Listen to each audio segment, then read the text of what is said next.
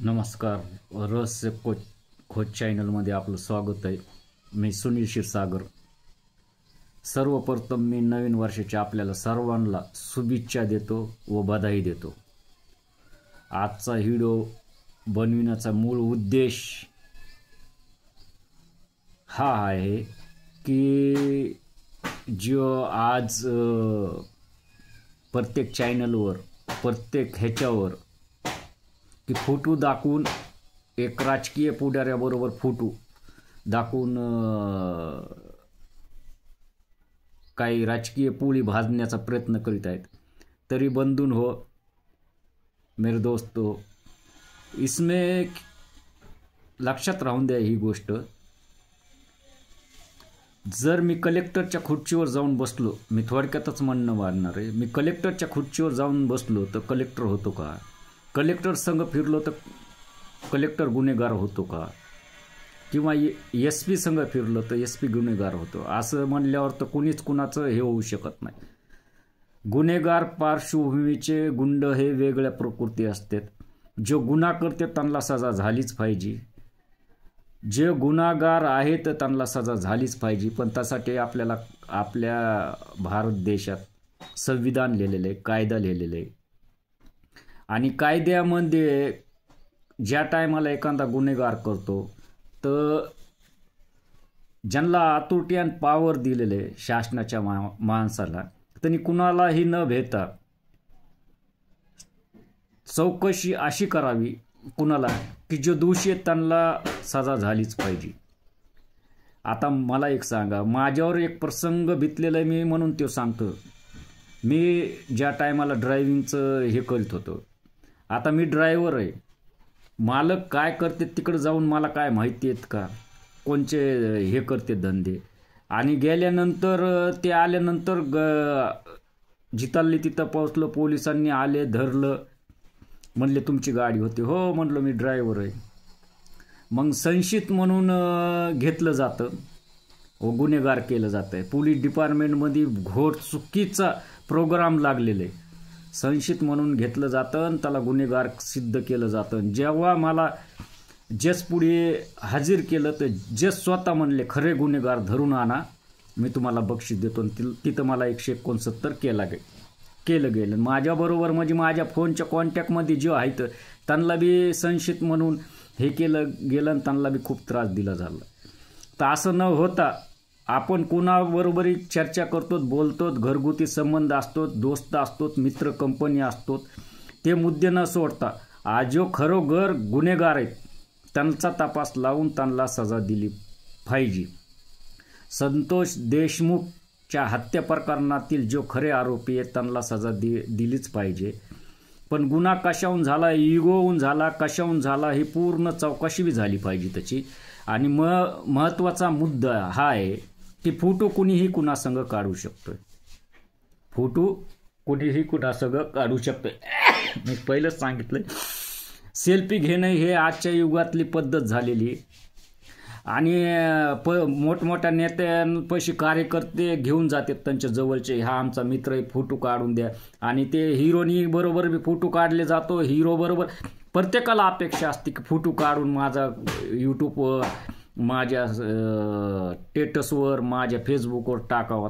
आणि मला बी अपेक्षा असते, म्हणजे सर्वांनाच असते की फोटो काढण्याचं. तर फोटोवर हे जो राजकारण करू नये. प्रत्येकाचे फोटो आहेत, प्रत्येकाचे फोटो कुणा कुणाबरोबर आहे. तर मुख्यमंत्र्याबरोबर आहेत, पंतप्रधानाबरोबर आहेत, कुणाबरोबर. मग का पंतप्रधानाला मुख्यमंत्र्याला माहिती असतं का हा माणूस गुन्हेगार आहे म्हणून आपण ह्याच्या संग फोटो काढू नये? मग त्यांच्या जवळच्या माणसांनी सांगितलं पाहिजे. अर्थांचे PNला सुद्धा काय माहिती असतं, त्याच्या कार्यकर्त्यांना सुद्धा काय माहिती असतं यांची. पण म्हणजे हे फोटो काढणं हे फॅशन झालेले. तर फोटोवर न बघता मेन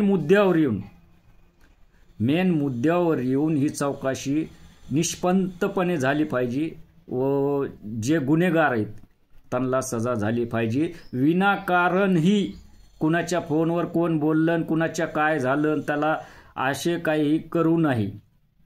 नाहीतर कसं आहे, कायद्यामध्ये लिहिलेलं आहे 100 गुन्हेगार सुटले तरी हरकत नाही, एक निरपराध गुन्हेगारांना म्हणजे जो निरपराध आहे त्याला सजा नाही झाली पाहिजे. हे महत्त्वाचे मुद्दे आहेत. माझ्या बोलण्याचा कधीही राग येऊ नका, नाही तर मला कॉमेंट्स करताना पहिलं घर बघा, ह्यांच्याकडून घराचं हे करा. कारण की मला इतका अभ्यास आणि इतकं हे झालं, मीपणा नाही, अनुभव आलेत की कोण कसं बोलतं, कोण कसं वागतं, कोण कसं आहे. त्याच्यासाठी आपल्यावर प्रकृतीची बी छाया पाहिजे व ईश्वराची कृपा पाहिजे. त्या पद्धतीने माझा व्हिडिओ जास्त लांब होतोय, पण ह्या फोटोचं राजकारण करू नका. फोटोचं राजकारण मी काय म्हणतोय, प्रत्येकाचा फोटो आहे. मी चॅनलवाल्यांनी हे फोटो दाखवून काय सिद्ध करायचं. अगर चॅनलवाल्या संघ फोटो असेल, एखाद्या चॅनलवाले टाकते आणि त्यांच्या संघ जर फोटो असेल का, मग चॅनलवाले गुन्हेगार झाले का? म्हणजे प्रत्येक घटनेमधलं सांगतो की मी लय दिवसापासून बघतोय, हे 5-6 वर्षापासून किंवा 10 वर्षापासून, की फोटोचं माध्यम खूप झालेलं आहे. आता मी एखाद्या हॉटेलवर गेलो जेवायला आणि मला कोणी सेल्फी मागितली तर मी सेल्फी दिली. आता माझं समजा कार्य वेगळं आहे आणि ते त्यांची पार्श्वभूमी वेगळी आहे का, मग का मी त्यांना हेल्प केलं का, मी त्यांना मदत केली का, ती चौकशी झाली पाहिजे. आणि चौकशी झाल्यानंतरच, निष्पन्न झाल्यानंतरच एखाद्या ह्याच्यात लिहिलेलं आहे की गुन्हेगार जोरक सिद्ध होत नाही तोपर्यंत त्याला गुन्हेगार म्हणायचा अधिकार नाही. तो बी आपल्यासारखा सामान्य माणूस होता.